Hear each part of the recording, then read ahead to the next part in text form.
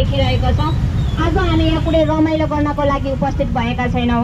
आज हामी हाम्रो माग लिएर हामी यो सडकमा उत्रिन बाध्य भएका छौँ।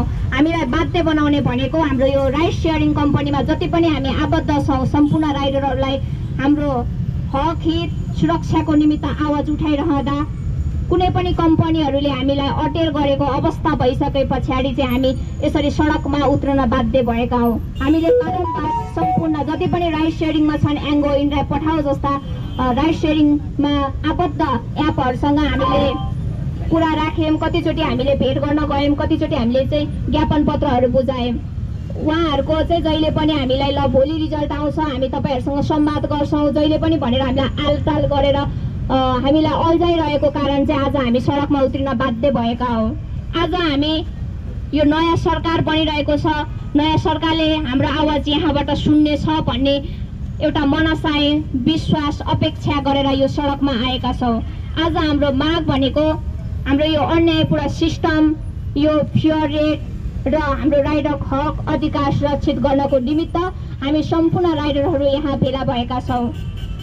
आशा छ अरू राइडरहरू पनि आउँदै हुनुहुन्छ। अहिले चाहिँ हामी धेरैजना जोडिसकेका छैनौँ, सम्पूर्ण राइडरहरूलाई आह्वान गरेका छौँ, कतिपय बाटोमा आउँदैछौँ भन्ने खबर पाएका छौँ। त्यसले गर्दा हामी एकछिन धैर्य धारण गरेर यहाँ बस्नेछौँ र यहाँबाट चाहिँ हामी पहिलो चरणमा चाहिँ र्याली जानेछौँ।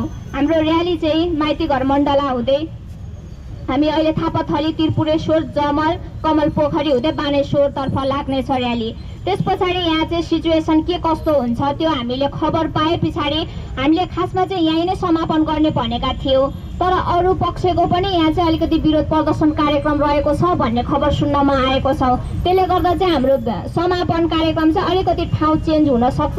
कोही पनि नहराउनु बिचमा, कतिजना चाहिँ त्यहाँ र्यालीबाटै बिचबाट हिँड्नुहुन्छ होला, त्यस्तो नगरिदिनु होला। किनभने आज म मेरो लागि मात्र आएको छैन, हामी सम्पूर्ण राइडरको लागि हामी सबै छौँ भनेर आएको छौँ।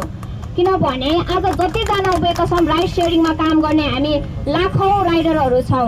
आज नबोले हामी कहिले बोल्ने त? आज पनि चुप लागेर बस्यौँ भने तपाईँको लागि आवाज कसले उठाउँछ? मेरो लागि आवाज कसले उठाउँछ? मबाट सुरुवात गर्नुपर्छ भनेर म यहाँ उपस्थित भइरहँदा मसँगै राइड सेयरिङ कम्पनीमा आबद्ध हुने जति पनि राइडर सर म्यामहरू उपस्थित हुनुहुन्छ सबैजनालाई आभार प्रकट गर्दछु। र साथै जतिजना जोडिँदै हुनुहुन्छ उहाँहरूले कतिजना फोन कन्ट्याक्टमा साथीहरू हुनुहुन्छ भने पनि अझ फोन गरेर भए पनि बोलाउनु होला। हाम्रो कार्यक्रम स्टार्ट हुन बाँकी नै छ। हामीले बल्ल पहिलो चरणमा हामीले राष्ट्रिय गानहरू समापन गरेका छौँ भने अरू कुराहरू हामीसँग बाँकी नै छन्। त्यसले गर्दाखेरि कोही पनि राइडरहरू ढिला भयो भनेर नआउने सिचुएसनहरू छ भने पनि